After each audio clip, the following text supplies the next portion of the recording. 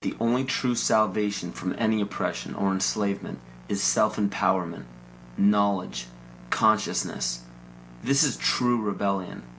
Don't get caught up in the 87% of people who follow the leader. People who think that they are rebels because they denounce authority simply because it's the latest fashion. Don't march the streets claiming that you are the enlightened one because you read a book or saw a film that gave you a glimpse into an uncommon knowledge. Don't scream phrases into a megaphone that you borrowed from another person's research.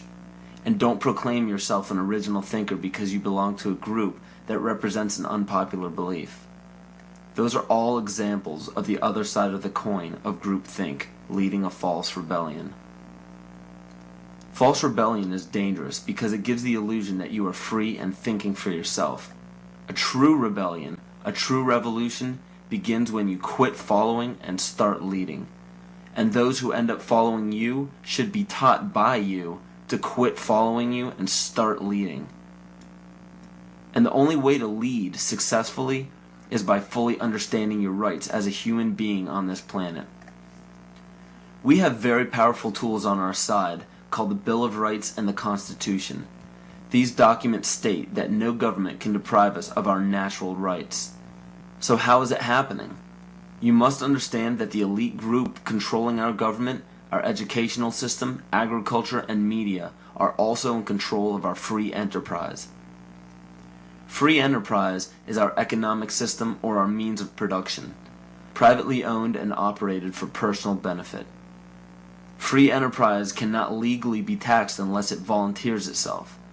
The reason why income tax seems inescapable is because most every job on the planet requires you to sign a number of documents with fancy wording stating that you are agreeing to be a representative of a corporation or entity. What all of this means is simply that when you sign working papers, which are required by pretty much every employer that you apply to, you are waiving your rights as a natural person protected under the Constitution and agreeing to represent an artificial person that is not protected under the Constitution. It's difficult to avoid because if you do not sign the document waiving your rights, you won't get the job. So why does every employer voluntarily pay taxes, which leads to the requirement of those documents? Because without doing so, the business loses all state and federal benefits provided to private or commercial business. And furthermore, most people simply accept the mistruth that income tax is required by law without investigating it. When your name is presented on a document with the first letter of your first and last name capitalized, it represents Capitis Diminutio Minima, which occurs when a man's family relations alone were changed. It's a minimal loss of rights. When your last name appears in capital letters, it represents Capitis Diminutio Minima, which occurs when a man loses his rights of citizenship but not his rights to liberty. This means you can be fined and penalized but not enslaved or imprisoned. But when your entire name is capitalized on any document, it represents Capitis Diminutio Maxima, which states that a man's condition changes from freedom to bondage. All rights of citizenship and family rights are surrendered. This means you can be fined, imprisoned, and enslaved in any amount for any duration at the whim of the state's suggestion. But it is important to note that if you do not legally bind yourself to these documents stating that you waive your rights and represent a corporation, you do not have to attend any court. There are two kinds of law on the earth, as I've said. One is called civil law, which is the law of the land, and one is called maritime admiralty, which is called the law of water. The maritime admiralty is banking law. So consequently, the corporation and government and people who want to control you, they create a second you, and that second you that they control, that they created, is all capital letters. Check it out. Anytime you get a bill, you get a lawsuit, you get a fine, a ticket, somebody sends you a bill from the Department of Water and Power, check it out on your driver's license, on your Social Security card, on your insurance cards. Anything having to do with business, your name will always be in all capital letters, because only all capital letters can be dealt with by banks and government.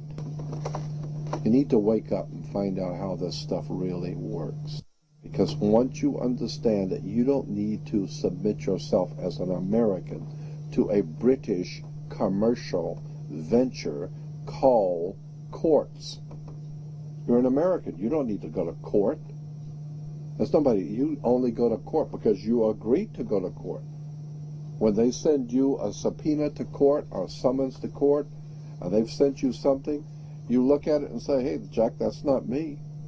That's in all capital letters. All capital letters is a corporation. Those who are charged under these maritime admiralty courts usually don't understand that they are voluntarily being fined and imprisoned. When a judge calls your name and asks if you are that name, those who say yes are verbally agreeing to represent the artificial person that the name represents.